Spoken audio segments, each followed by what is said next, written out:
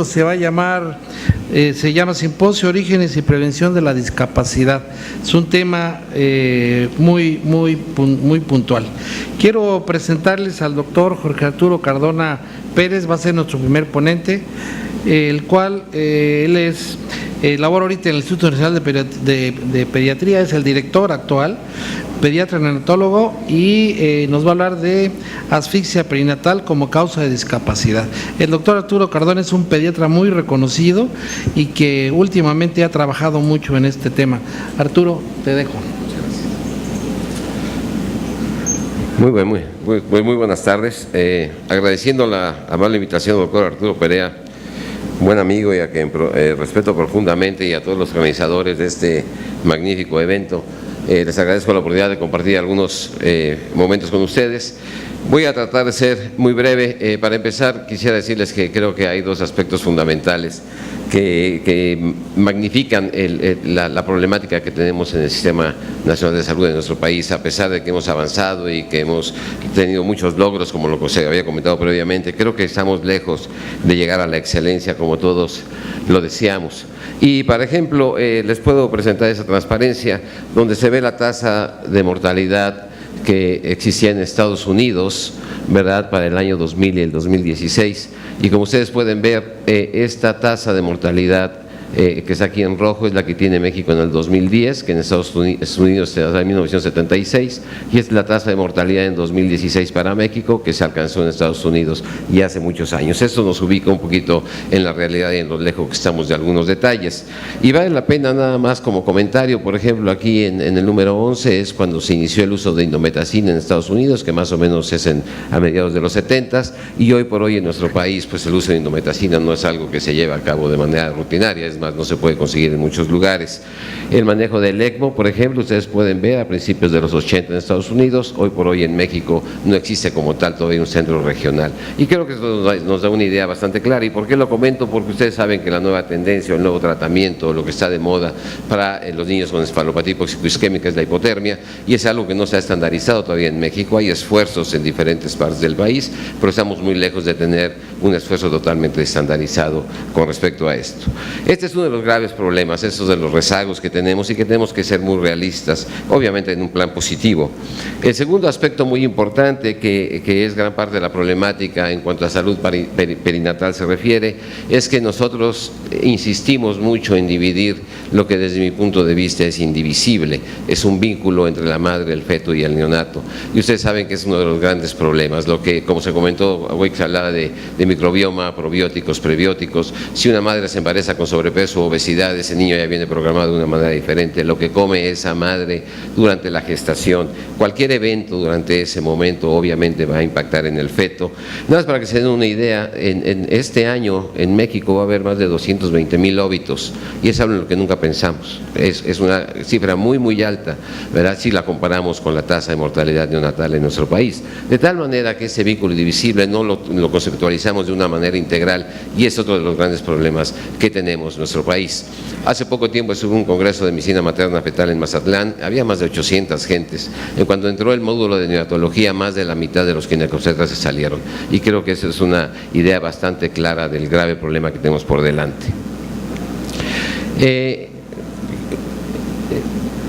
Cuando hablamos de asfixia, creo que no voy a profundizar mucho en eso. La alteración del intercambio gaseoso que resulta en hipoxemia, hipercapnia y acidosis. Hipoxia es el bajo contenido de oxígeno, isquemia de la deficiencia del flujo sanguíneo. En general podríamos hablar que es la deficiencia de oxígeno intracelular que resulta en alteraciones o en el cese del metabolismo de una manera muy general. Creo en lo particular que este es un punto clave, es un tiempo, es un síndrome, y esto puede suceder durante la gestación, el momento del nacimiento o el periodo neonatal inmediato, que va a tener una constelación de signos y síntomas que nos van a llevar precisamente a esto, al cese de la función intracelular a través de falta de oxigenación, falta de flujo sanguíneo, es decir, hipoxia, isquemia, que no solamente afecta el cerebro, afecta a todos los órganos de nuestro organismo, pero que obviamente el que más nos llama la atención siempre es el cerebro, la encefalopatía hipóxico-isquémica. No sé si vieron la primera transparencia, la primera donde dice asfixia perinatal y discapacidad, había un signo de interrogación. Realmente mi plática podría ser tan corta como ya terminé, porque desgraciadamente no hay elementos, no hay información en México, estudios serios metodológicamente que puedan darnos una idea bastante clara de cuál es la relación entre la asfixia perinatal y la discapacidad en nuestro país, o al menos que yo haya consultado o encontré algunos y se los voy a mostrar posteriormente a ustedes. La idea sería, ¿verdad?, ¿qué proporción de niños con alteración neurológica es consecuencia de hipoxisquemia prenatal? Cuando yo estaba haciendo mi especialidad de pediatría en el Hospital Militar, me acuerdo mucho que leí un artículo que decía el 77% de los niños con parálisis cerebral infantil tuvieron Apgar mayor de 7 a los 5 minutos. Y en aquella época en el Hospital Militar con el maestro Arismendi hablábamos de asfixia perinatal severa, si el Apgar al minuto era 0, 1 o 2, moderada si era 3, 4 o 5, o leve si era 6 o 7, y era realmente el único parámetro que tomamos en cuenta. No tomamos en cuenta ni la gasometría, el estado ácido base por supuesto, ni tampoco la situación neurológica del paciente, como posteriormente a finales de los 70, principios de los 80, lo definió Sarnat y Finer. ¿Cuántos pacientes con asfixia tienen realmente factores predisponentes? Lo vamos a comentar un poco, el famoso evento centinela que suele suceder, y qué factores no asfícticos pueden determinar un pronóstico desfavorable. Creo que son las tres preguntas que debemos tener en mente. Desde el punto de vista epidemiológico, ustedes pueden ver a nivel mundial, 1 a 2 por cada 1000 recién nacidos vivos se consideran que tienen encefalopatía hipóxico-isquémica. En Estados Unidos son de 2 a 3, en los países subradiodados cerca de 26. La mortalidad, prácticamente 1 de cada 5, 1 de cada 4 fallece en el periodo neonatal por encefalopatía hipóxico-isquémica, y alteraciones neurocognitivas, 1 de cada 4 de los que sobreviven va a presentar algún dato de alteración, utilizando el esquema que refiere Finer básicamente y no el de Sarnat, porque Sarnat incluía el electroencefalograma y la calificación de Finer no incluía el electroencefalograma, y clínicamente es mucho más accesible en muchos lugares de nuestro país. En esa transparencia ustedes pueden ver, porque yo no alcanzo a ver, realmente les pongo a ustedes lo que es la incidencia, el pronóstico, la mortalidad y con el uso de hipotermia algunos datos, y ustedes pueden ver algunas de las estadísticas que comenté previamente en cuanto a la incidencia a nivel mundial en países subdesarrollados. El pronóstico, ustedes pueden ver, hay 2 artículos que analizamos en esta transparencia y pueden ver la frecuencia, lo que se va a presentar alteraciones en neurodesarrollo o mortalidad, como se puede ejemplificar ahí. En cuanto a la mortalidad, 1 de cada 4, 1 de cada 5 llegan a fallecer, y ustedes pueden ver el porcentaje de alteraciones neurológicas que se presentan de acuerdo a estos estudios, y cómo el riesgo relativo de muerte y discapacidad disminuye con el uso de hipotermia. Y voy a mencionar algunas cosas muy superficiales porque no es el motivo de la plática, pero ustedes pueden ver que la tendencia con hipotermia, ya sea encefálica o sistémica, tiende a disminuir, a mejorar mucho el pronóstico de estos pacientes con encefalopatía hipóxico-isquémica. Vale la pena que recuerden esto: 1 de cada 3 pacientes muere por prematurez y sus complicaciones, 1 de cada 10 muere por encefalopatía hipóxico-isquémica en nuestro país, ¿verdad? Y generalmente 1 de cada 5 aproximadamente muere por infecciones, aquí en amarillo. Las otras son malformaciones congénitas y otras causas de origen perinatal, de tal manera que sepsis, síndrome respiratorio y encefalopatía hipóxico-isquémica son las principales causas de mortalidad en nuestro país. ¿Cuál es la etiología de todo esto? Y ustedes lo pueden ver que cerca del 90% tienen algún momento clave transparto que puede estar relacionado con esto. Un buen porcentaje de ellos es anteparto, un accidente vascular mesentérico, algún accidente, alguna cosa durante la gestación que cause trastornos hemodinámicos graves en la madre, puede ser causa de alteraciones en neurodesarrollo y encefalopatía hipóxico-isquémica posteriormente. Los eventos centinelas, que ustedes los pueden ver aquí, cerca del 35% de ellos los presentan, y este número que no debemos subestimar en lo más mínimo, puesto que como por ejemplo les podría decir que el 60% de los niños que nacen en el Instituto Nacional de Perinatología hoy por hoy son productos de madre con sobrepeso o obesidad. cerca del 32% son producto de madres con diabetes gestacional. Y todo este tipo de alteraciones obviamente pueden causar alteraciones fetales, como sería la restricción del crecimiento intrauterino, aumento de infecciones y algunas otras que pueden complicar obviamente el momento del nacimiento y tener un impacto importante desde el punto de vista del neurodesarrollo de los pacientes. Portman, ya desde 1990 hablaban de alguna clasificación, tratando de entender y de sistematizar un poquito la atención de este grupo de pacientes. Ustedes pueden ver aquí cómo esta clasificación hablaba del puntaje de Apgar, el déficit ácido base y el trazo de la frecuencia cardíaca fetal, y daban cierto puntaje.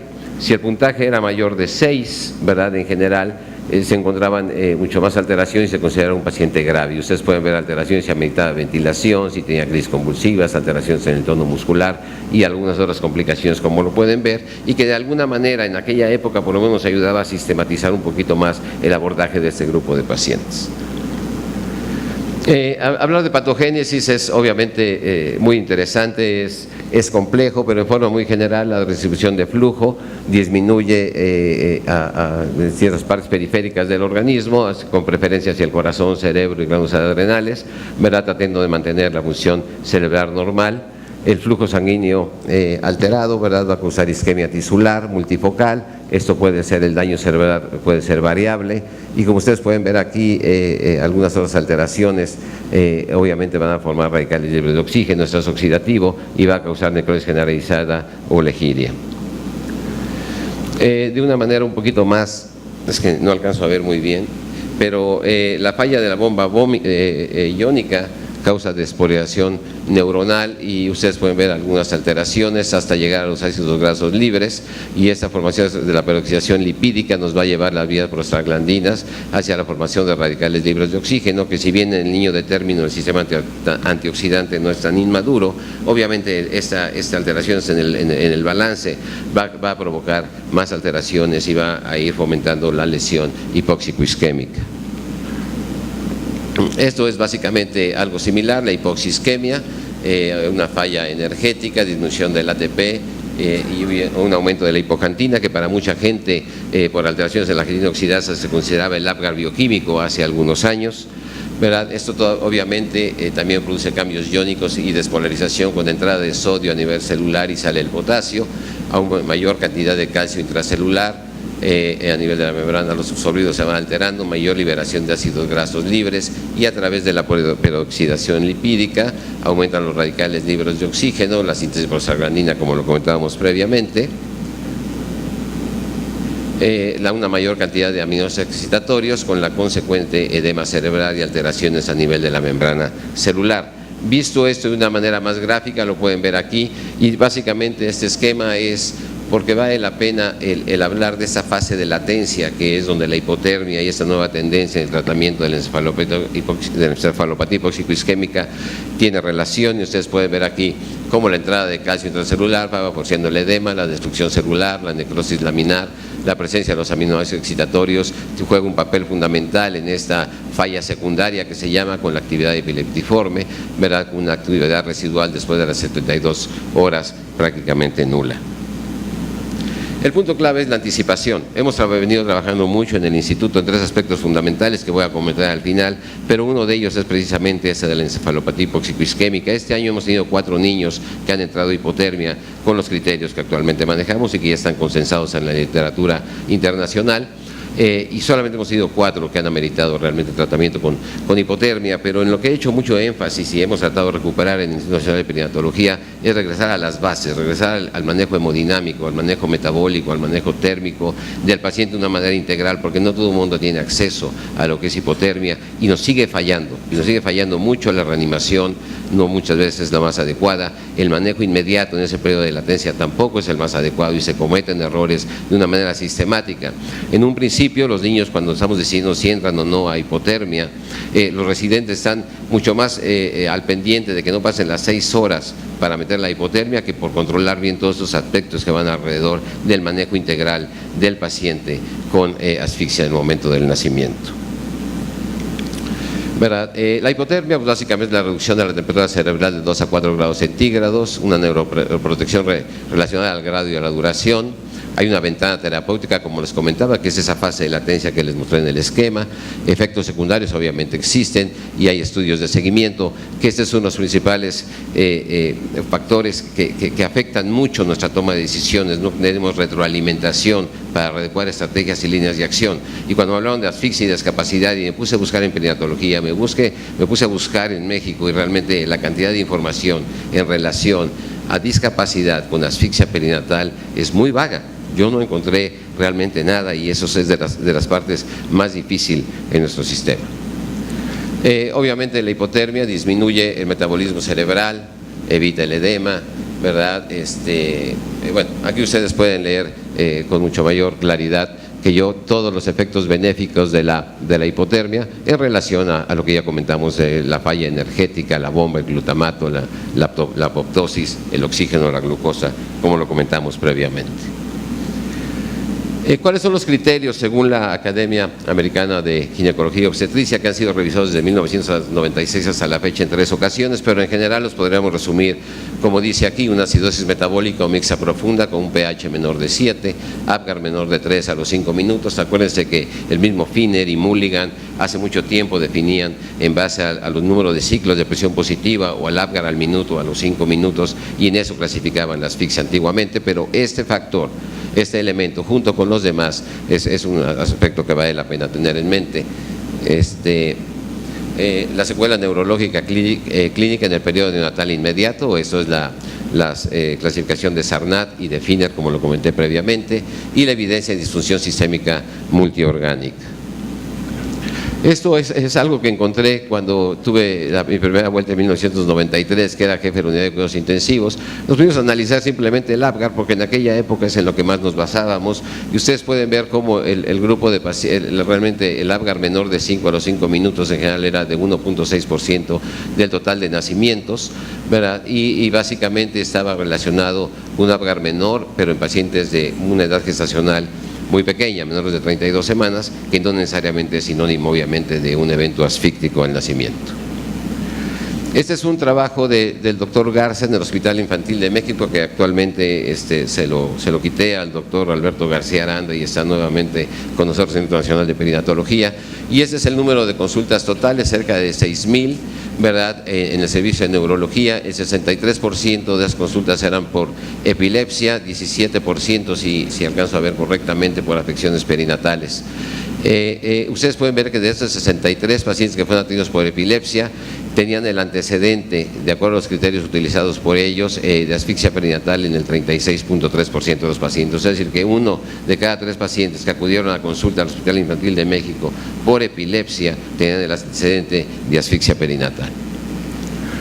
Hay otro estudio que fue publicado hace poco tiempo, también por el doctor Saúl Garza y sus colaboradores, donde analizaron las alteraciones desde el punto de vista neurológico de un hospital público y de un hospital privado. Básicamente llegan a la conclusión que es mejor que prevenir que tratar, y como siempre nosotros estamos fascinados generalmente por la nueva tecnología, y queremos el ventilador de alta frecuencia, y queremos el mejor surfactante, y queremos la mejor droga, cuando los elementos básicos ni siquiera no hemos cumplido. Estamos en la C y no hemos realmente cumplido a la A ni la B, y eso nos sitúa en una posición tremendamente difícil.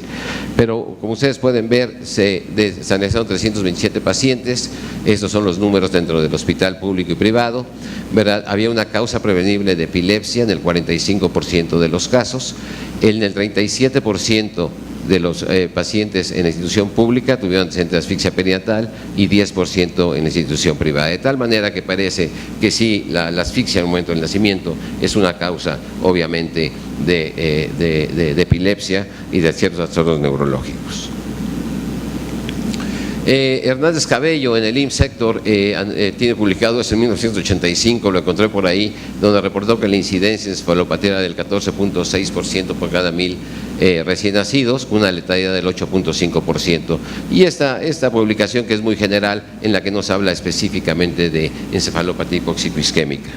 Héctor González Cabello comparó su estudio en 1985 con una letalidad de 8.5% con aquellas publicadas en estudios previos por Sarnat y Finner, como lo comentaba previamente, a finales de los 80, principios de los 90. Y ustedes pueden ver que, según el estudio publicado que se llevó a cabo en el Gabriel Mancera, el 87.7% de los pacientes no presentaron ninguna alteración neurológica después de haber considerado que tuvieron encefalopatía hipóxico-isquémica en el momento del nacimiento.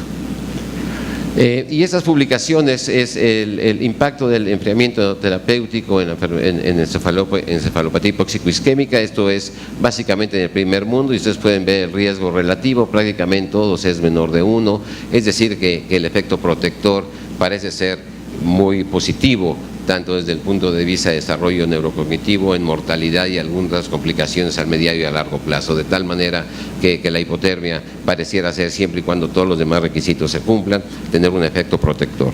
Y también esto a nivel de países subdesarrollados, de acuerdo a algunas publicaciones, ustedes pueden ver que en general el riesgo relativo es bajo, de tal manera que aún en nuestro medio se demuestra el efecto protector que puede tener la hipotermia en los pacientes con encefalopatía hipóxico-isquémica. Como lo comentaba previamente, son 4 de cerca de 2.100 y tantos pacientes que han nacido hasta la fecha en el Instituto Nacional de Perinatología este año, que han sido sujetos a hipotermia, de tal manera que nuestra incidencia hoy por hoy es bastante baja. Ya para terminar, en noviembre de este año vamos a lanzar este programa a nivel nacional, que es algo en que hemos venido trabajando arduamente durante los últimos 18 meses. Se llama Apoyo Vital Integral del Neonato. Este es el plan maestro, es AVIN. A este proyecto se ha agregado el de retinopatía del prematuro, y básicamente está sustentado en las 3 causas de mortalidad en México. Sepsis: 7 de cada 10 niños que fallecen en el Instituto Nacional de Perinatología fallecen, tuvo por lo menos algún evento infeccioso durante su estancia hospitalaria. Asfixia y síndrome respiratoria, básicamente dirigido obviamente al paciente prematuro, que es la primera causa de mortalidad en nuestro país. Y para terminar, pues simplemente dejarles el gran mensaje, y a pesar de que soy muy optimista, tenemos por delante que enfrentar los retos del rezago y los desafíos del futuro. Y ese es un trabajo arduo que tenemos que seguir trabajando en equipo, unir esfuerzos, eso siempre allá en el camino. Les agradezco mucho el favor de su atención. Muchas gracias, doctor. Te agradecemos mucho tu ponencia.